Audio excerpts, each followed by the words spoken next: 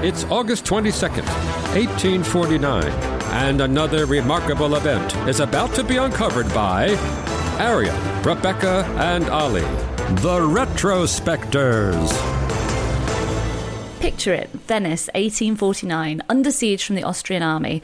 A shout goes out, "Look out, bombs incoming, get somewhere to hide quickly," or slowly actually, seeing as these bombs are drifting towards the Italian city-state on a fleet of miniature hot air balloons. History's weird first ever air raid. Or second ever if you include the first attempt to do this on July the 15th.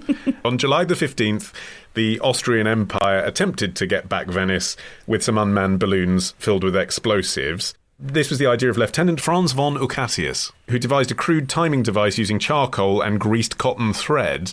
But he hadn't calculated the winds correctly, and all of the balloons they released actually ended up blowing back on them. He then tiptoed around the corner with his fingers in his ears, waiting for the big explosion.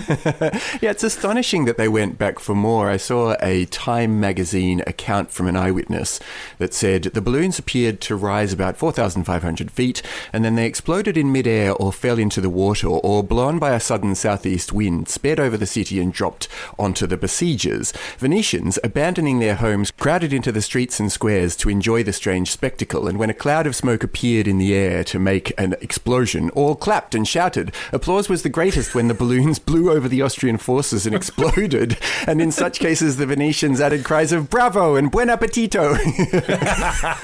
But it is a good idea, isn't it? Because you can't do an infantry attack on Venice because of the lagoon. It's too shallow. You can't get close enough. So the Austrians had to do something like this, and this was innovative, this idea of basically drones before drones existed. Yeah. Let's put up a load of balloons and send them over. The prototype wasn't that successful. But on this day, 223 feet diameter balloons, each equipped with a long copper wire this time that was used to remotely trigger a 33-pound bomb, got sent over. That does seem like a good innovation, though, to have a trigger that you can pull just in case the balloons do blow over your own men, you know. I mean, some would say it was a vital element of this particular attack. I mean, we've made Franz von Ucatius to be a bit of a Dick Dastardly type, which isn't true. He was actually a very clever man, Austrian artillery engineer. He came up with some really good ideas, like smokeless powder. He developed this special kind of steel for cannon that's named after him. He was the Willy Wonka of the Austrian Empire. Gobstoppers that explode in your face.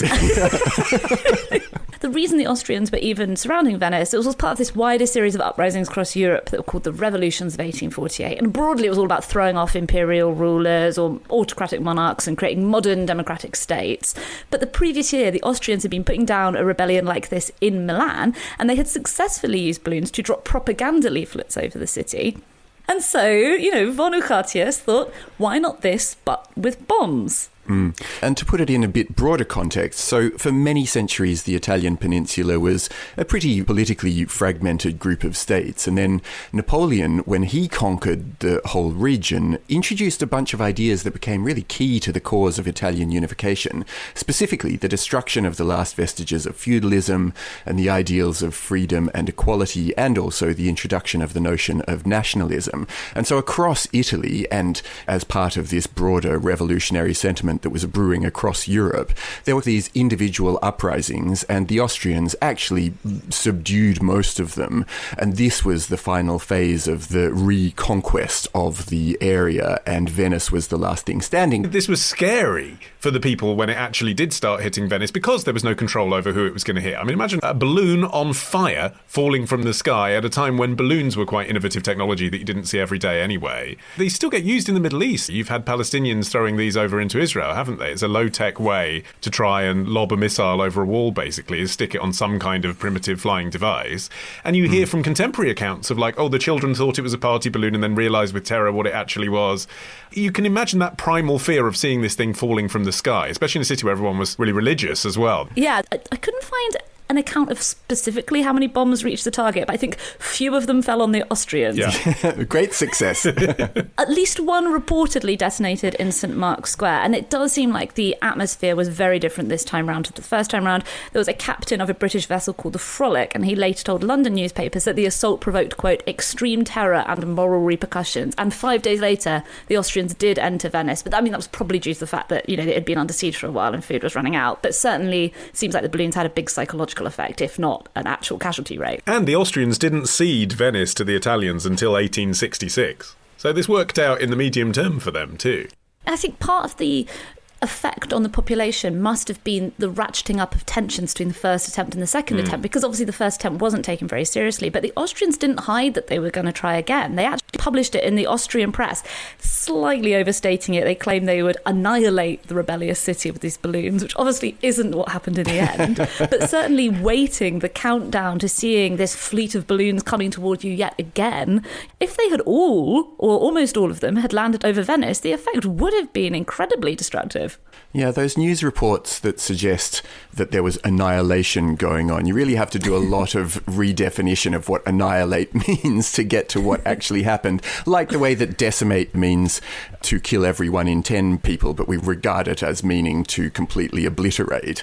And, you know, I think that this interpretation of annihilation was fairly short of the mark as well. They need to invent a new word that means to kill like 1 in 100,000 people, yeah. Cause a roof fire. I don't think we need to rewrite the reportage from 1849 now. I think that's been laid to rest. But I think the significance of this event is that people call it the birth of the air raid, don't they? And so let's investigate whether that's accurate or not. I mean, interestingly, the other candidate for what might genuinely be the first air raid, you know, using planes, also involves Italy, because it was Italian forces that 62 years later in 1911 dropped bombs over a village near Tripoli to attack the Ottoman Empire.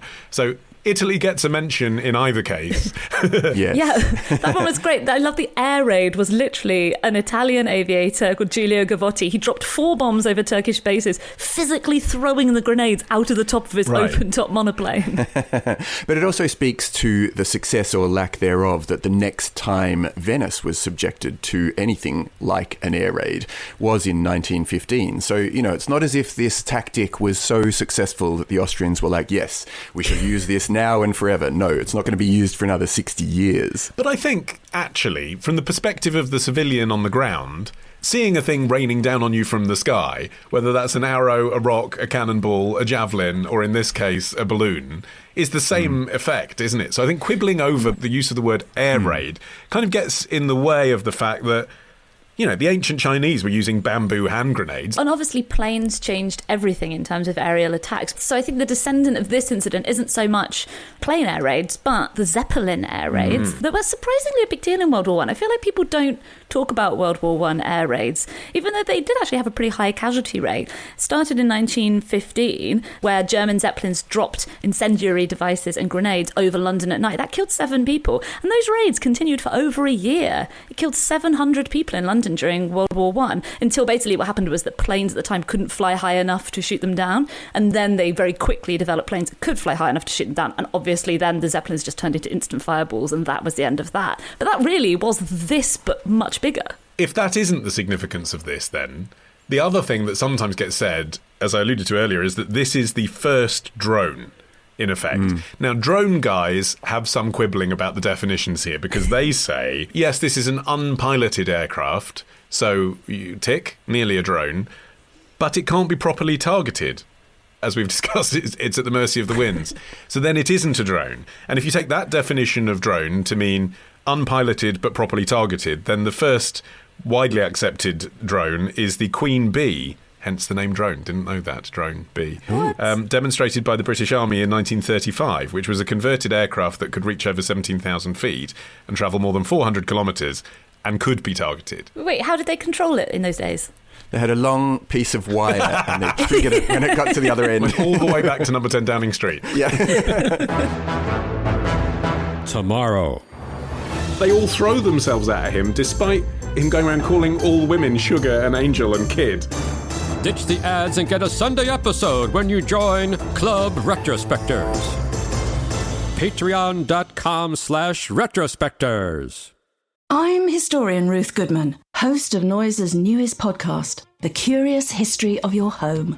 I've spent my life investigating the hidden history of everyday objects.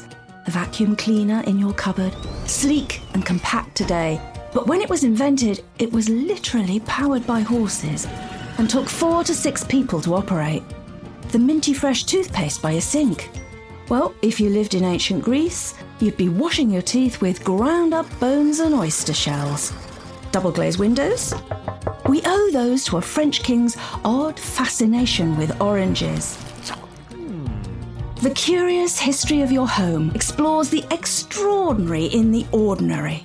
Listen to The Curious History of Your Home each Tuesday, wherever you get your podcasts. From award-winning podcasters Noiser, The Curious History of Your Home.